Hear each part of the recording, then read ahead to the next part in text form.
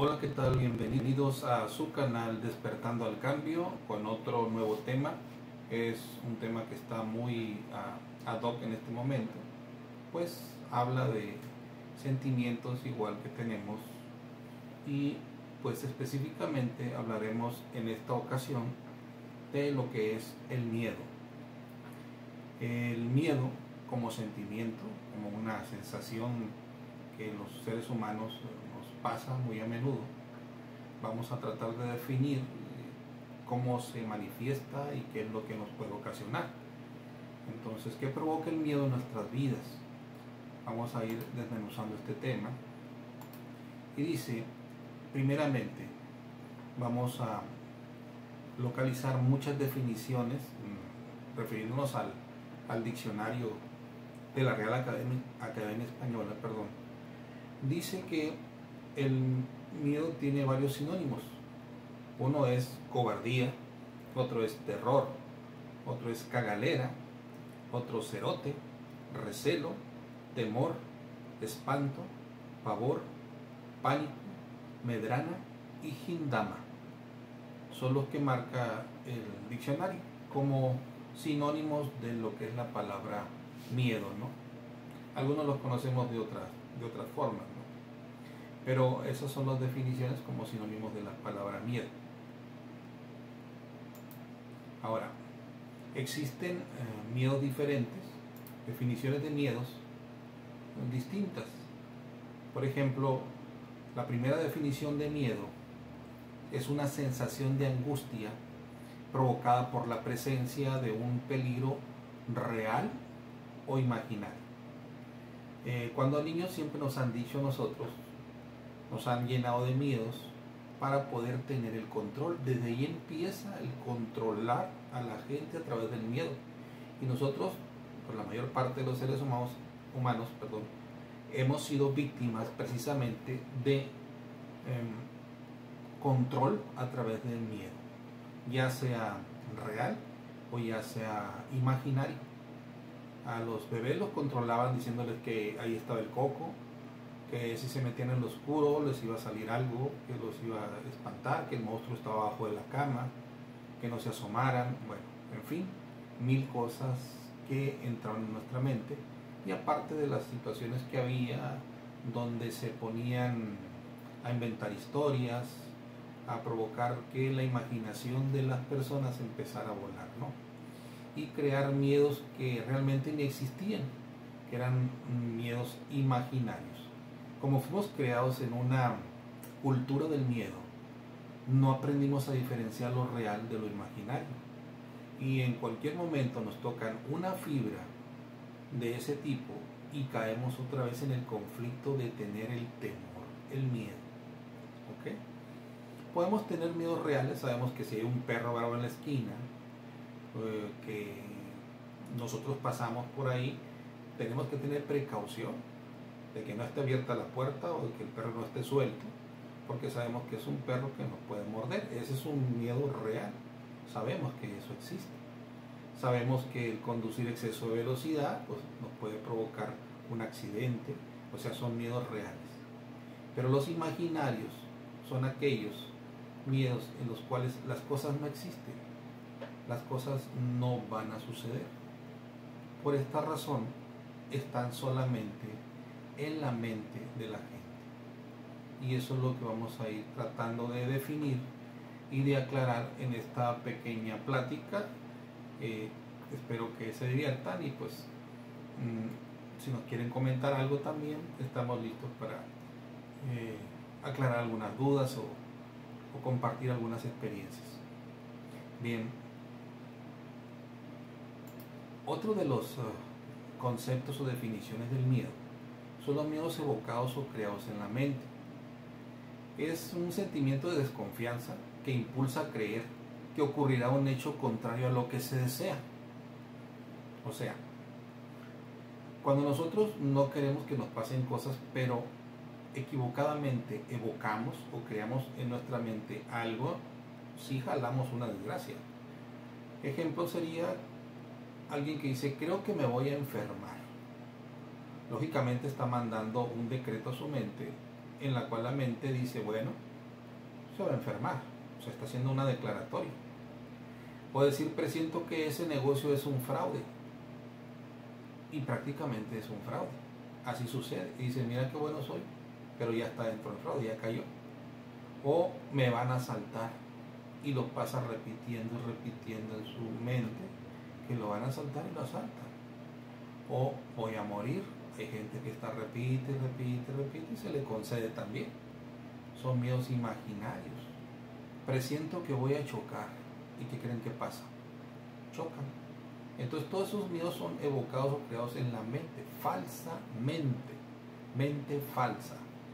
Y al estar llenando tus pensamientos negativamente, estás creando pues escenarios que no son buenos y que tú ni siquiera quieres que te pasen. Pero como no nos han enseñado a bloquear esa parte de la mente, atraemos desgracias constantemente. ¿Ok? Bien, ¿qué es lo que provoca el miedo? ¿Dónde se manifiesta ese sentir? Y el origen del miedo se encuentra en el sistema límbico, que está ubicado en el cerebro, donde residen las emociones. Obedece a un mecanismo hormonal que se desencadena en la amígdala central. Ahí se interviene un conjunto de neuropéptidos, entre ellos la vasopresina, el cortisol y la adrenalina. Y bien dices, ¿qué es eso? O sea, cuando no conocemos de algunos términos científicos, pues vamos a tratar de aclarar de manera sencilla qué son estas sustancias que se producen o se desencadenan en el cerebro y que nos provocan un montón de situaciones en nuestro cuerpo o en nuestra vida. Bien, empezamos por la sustancia que se llama vasopresina. Aunque la investigación científica no ha confirmado completamente, por el momento existen pruebas sólidas de que la vasopresina tiene un efecto modulador en la respuesta del organismo ante situaciones estresantes o ansiógenas. ¿Qué quiere decir esto? Que la vasopresina incrementa la permeabilidad de las células de los riñones, aumentando la cantidad de agua que absorben. En vez de deshidratarse, se hidrata de más. Esta función es denominada antidiuresis. La antidiuresis es evitar que el cuerpo elimine agua de más o se deshidrate. Tal proceso implica asimismo un incremento de la concentración de la orina, como decimos, por la menor disponibilidad del líquido en el sistema excretor. ¿Sí? Y normalmente cuando la persona tiene miedo, un pánico tremendo, se orina en la ropa. Y eso es inconsciente precisamente porque la vasopresina precisamente actúa en el cuerpo de esa forma. Hasta en los animales también, en los gatos, en los perros, vemos que sueltan el chorro de orina cuando están en presencia de temor, de miedo, de pánico. Eso lo podemos constatar nosotros muchas veces. Si somos observadores nos hemos dado cuenta de eso. Luego vienen los neuropéptidos que son un miembro de una clase de moléculas semejantes a las proteínas elaboradas en el cerebro. Los neuropéptidos están compuestos por cadenas cortas de aminoácidos. Algunos funcionan como neurotransmisores y algunos funcionan como hormonas. Entonces, ¿pero cómo influyen estos neuropéptidos en nuestro cuerpo? Pues estos neuropéptidos se han identificado en las vías aéreas de numerosas especies animales, incluyendo en el hombre. Hay un amplio conjunto de péptidos reguladores que están precisamente contenidos en las fibras del sistema nervioso central y han sido denominados neuropéptidos. Además, es ampliamente reconocida la regulación que provocan o que realizan en el sistema nervioso autónomo. Hacen que la mucosa respiratoria, tanto la nasal como la del tracto respiratorio inferior, tengan una complicación, o sea, actúa directamente sobre los pulmones, sobre todo el sistema respiratorio. ¿Qué quiere decir? Que en un proceso de miedo la persona se asfixia, le falta aire. Por eso Cuando la persona dice que me va a dar, se le cierran completamente los bronquios, los pulmones, no respira la persona.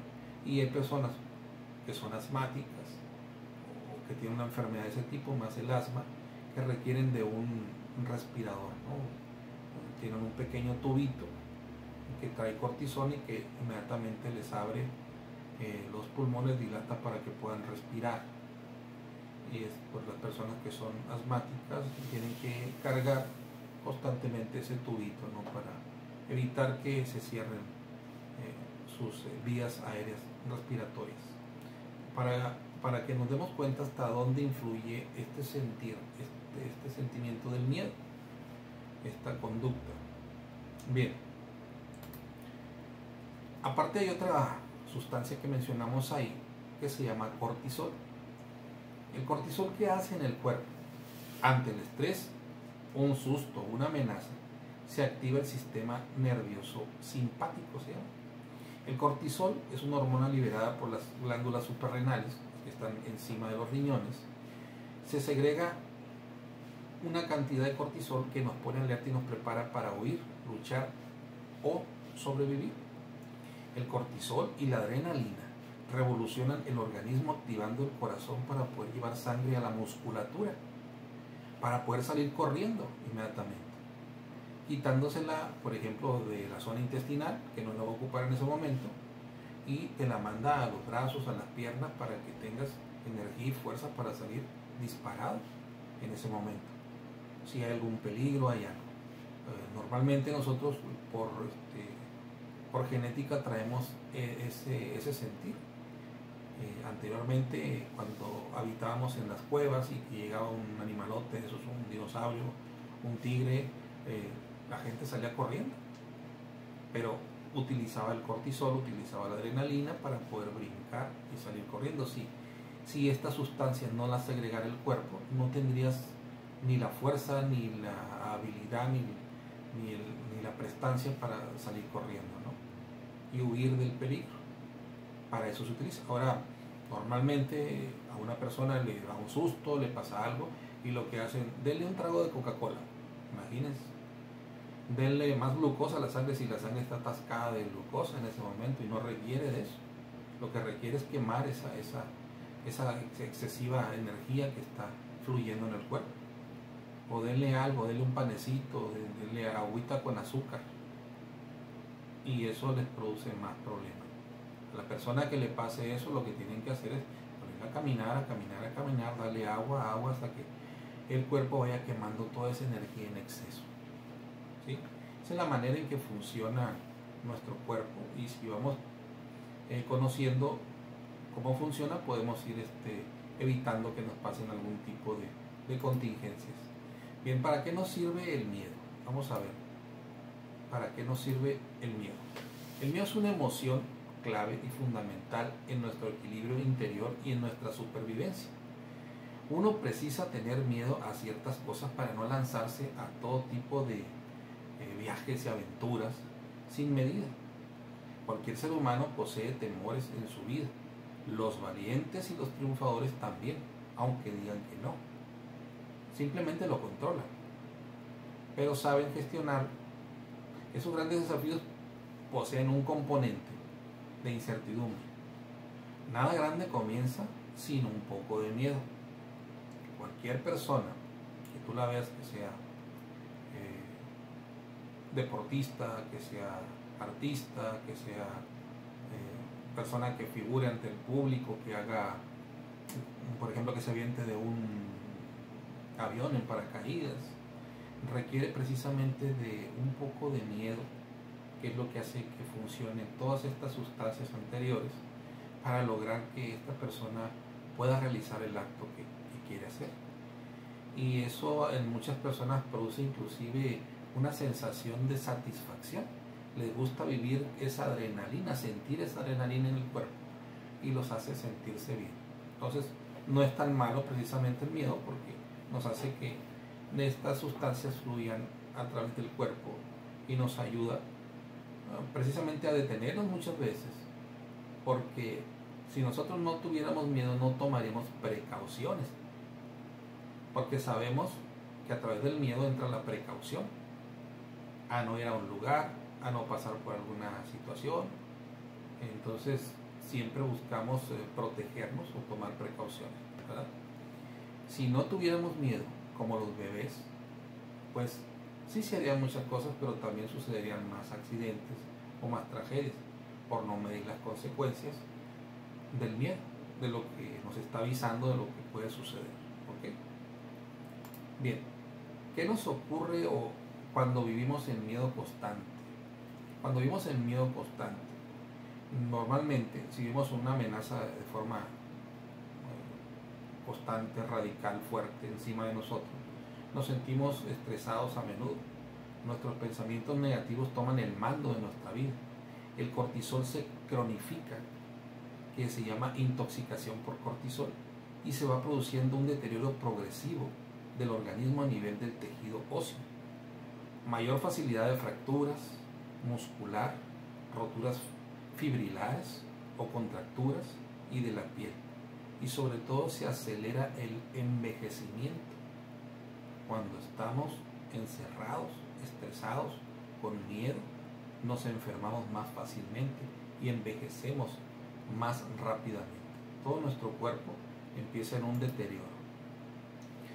¿Qué es la adrenalina? La adrenalina, también llamada epinefrina, es una hormona y un neurotransmisor que segrega el cuerpo de manera natural a través de las glándulas suprarrenales, localizadas en la parte superior de los riñones. El organismo produce y almacena esta sustancia y la libera en situaciones de alarma, estrés, miedo, peligro o excitación. Con su liberación ayuda al cuerpo a enfrentarse a este tipo de situaciones. Normalmente la adrenalina fluye completamente en el cuerpo, pero hay personas que no les pasa eso y requieren precisamente de inyectarse, ¿no?, lo que es la epinefrina, y médicamente hay personas que necesitan llevar su aguja, ¿no?, para estarse inyectando su solución de epinefrina. ¿Cuáles son los efectos de la adrenalina? Sobre el corazón estimula la contractilidad y por tanto aumenta la frecuencia cardíaca, además de aumentar la presión arterial. Al actuar también sobre los vasos sanguíneos contribuye a aumentar la presión, como dijimos, la presión arterial del cuerpo, fundamental para revertir los efectos de los estados de shock. Cuando una persona está en shock, se necesita ponerle adrenalina para que salga de ese estado de shock. Debido a su efecto a nivel de los pulmones, produce broncodilatación y tiene a su vez un efecto descongestionante en la mucosa de las vías respiratorias. Es esencial para abrir la vía aérea, que puede encontrarse comprometida en el caso de crisis asmática o anafilaxia grave, que es un ahogamiento, ¿no?, de las personas.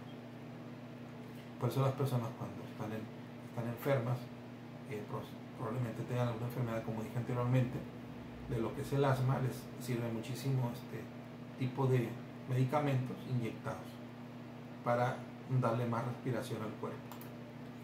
Bien, la adrenalina se usa para tratar reacciones asmáticas o alergias graves que ponen en peligro la vida. Se aplica mediante inyección intramuscular, como les decía anteriormente. Existen dispositivos autoinyectables para la aplicación por personas sin experiencia inclusive, o por el mismo paciente lo puede hacer. Se usa cuando más precozmente mejor si se padece una reacción severa. Se repite si es necesaria, si existen dudas y sin miedo a efectos secundarios. Porque es un medicamento que salva la vida. Las personas en riesgo deben tener acceso inmediato a la adrenalina en todo momento. Se puede usar si es necesario aunque esté caducada. Y no se puede sustituir por otros medicamentos tipo cortisona, que algunos utilizan como un paliativo de la cortisona, pero no es igual. Su especialista médico ya le hará la indicación en dado caso que necesitaras utilizar este tipo de sustancias. Bien, hablando sobre las sustancias que segrega el cuerpo, para saber qué es lo que hace el miedo. El miedo, como lo dije anteriormente, desprende todas estas sustancias que hacen toda esta revolución en el cuerpo que estuvimos explicando ahorita. Ahora vamos a ver cómo muchas personas, como lo dije hace un momento, desde los padres, desde las personas que nos cuidan, desde la escuela, utilizan el control para someter, y a través del miedo siempre es utilizado. Entonces, como somos personas que hemos navegado en un sistema lleno de control y de miedo, siempre con timbres, siempre con leyes, siempre con campanas que nos dicen o nos marcan lo que tenemos que hacer, cómo lo debemos hacer y de qué manera. El miedo siempre se ha usado como control. El miedo es un arma que desarticula cualquier forma de resistencia colectiva. Su efecto del miedo en la sociedad ha sido objeto de análisis por parte de la psicología y la antropología. La antropología social es lo que estudia en diferentes momentos de la historia humana. Se reconoce que ante el miedo el ser humano reacciona reinterpretando la realidad inmediata, conduciéndolo hacia un cambio de conducta caracterizado por el apego irrestricto al orden instituido, pero que puede llegar a convertirse en obediencia ciega. De igual manera, conlleva al acercamiento sumiso con la autoridad, en teoría, responsable de salvaguardar su integridad, en teoría. De esta manera, cualquier acción que realice el Estado encaminada a restaurar la paz perdida, invasiones, militarización, violaciones, pandemias, epidemias, violaciones a los derechos humanos, toques de queda, desaparición de garantías individuales, etc., es aceptada vehementemente por el pueblo, aunque lo que siga sea una cotidiana tensión y desconfianza generalizada.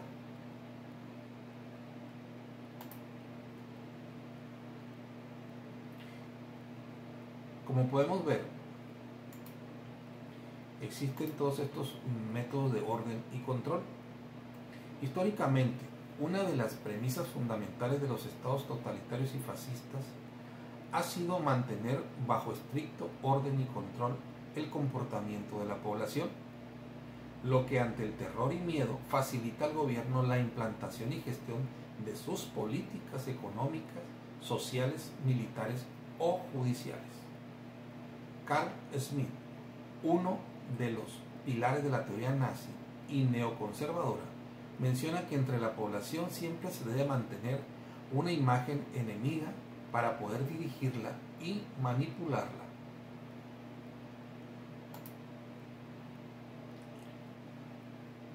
Los nazis utilizaban el miedo y el terror para someter a sus prisioneros. Ellos se divertían aplicando muchos tipos de terapias hipnóticas y terapias que utilizaban para crear miedo, para hacer que la gente se muriera únicamente de miedo.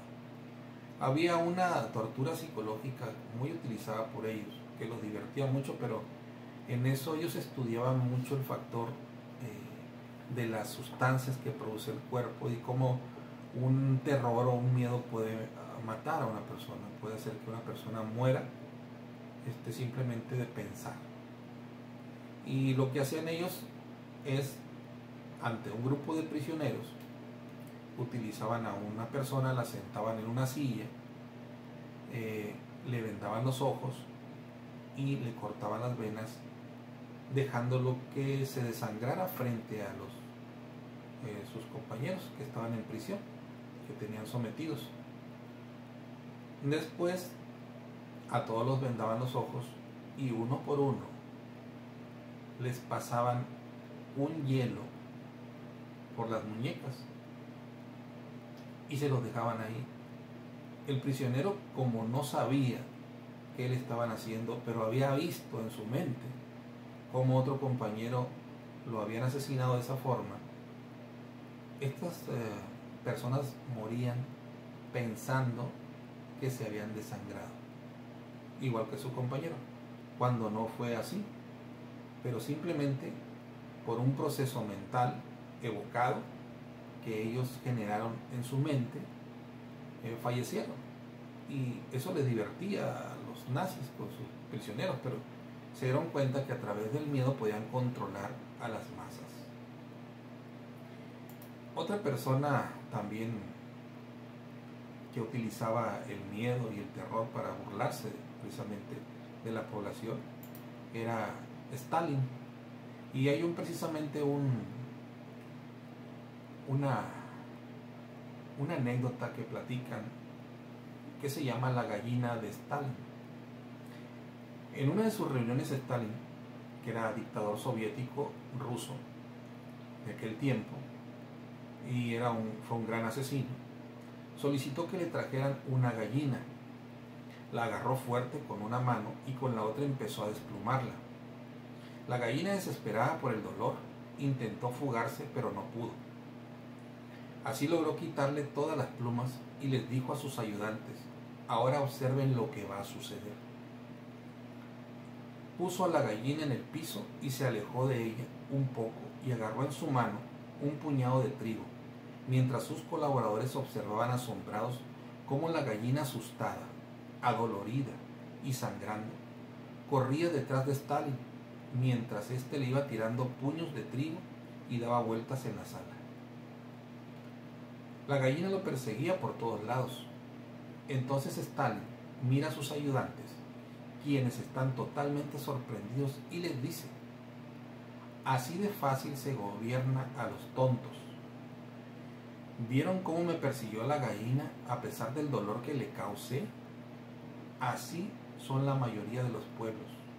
Persiguen a sus gobernantes y políticos a pesar del dolor que les causa por el simple hecho de recibir un regalo barato, una promesa estúpida o algo de comida para 1 o 2 días. Es triste, pero es real. Y estas personas que fueron líderes se dedicaron a estudiar el comportamiento de la gente. Y por eso ha habido tantos y tantos gobiernos que son represores, porque siempre dicen que el pueblo va a aguantar, como la gallina, desplumada, ensangrentada, pero ahí está, viviendo de las migajas o viviendo del miedo. Hay unas claves sencillas para gestionar los miedos. Ya para terminar, tenemos que aprender a reconocer tus miedos. No los anules, ni ocultes toda emoción reprimida. Retorna por la puerta trasera. Aguas con esas emociones. Y puede ser el origen de heridas y sufrimientos físicos y psicológicos. No temas en acudir al origen. Acude a desenmascarar los principios y causas de tus inseguridades. Pero ojo, cuidado con las terapias imposibles, que acaban perjudicando más que ayudando. Siempre tienes que enfrentar tus miedos, reconocerlos y salir adelante. El miedo siempre va a existir. Aprende a ser optimista y encuentra la salida al bucle tormentoso de pensamientos que te bloquean. Nos convertimos en lo que pensamos. La mente lo es todo. El miedo es inevitable. El sentimiento que produce, tú sabes si lo quieres seguir sintiendo. Eso es nada más opcional. Los temores se curan aprendiendo a disfrutar de la vida, mirando hacia el futuro con ilusión y viviendo el presente de forma equilibrada y compasiva. Por eso, en conclusión, deja de sufrir, de creer en falsas amenazas. Nadie es más que tú, ni nadie es menos. Todos somos iguales en valor como seres humanos y merecemos el respeto de todos, y más el respeto hacia uno mismo, que es lo que nos confirma y reafirma como seres plenos y completos, que podemos tener el control de nuestra vida y de nuestras decisiones. Nunca dejes que nadie decida sobre tu vida, y menos que manipule tu sentir de ninguna manera. En ti reside la fuerza y el control de la vida. Nunca lo olvides, nunca. Y ya para terminar, te dejo esto. Te pueden encerrar en un lugar, pueden encerrar tu cuerpo, pero tu mente siempre será libre. Tu mente seguirá libre y nunca dejes que nadie la aprecie. Bueno, por mi parte eso es todo y nos vemos en el siguiente capítulo de Despertando al Cambio. Gracias.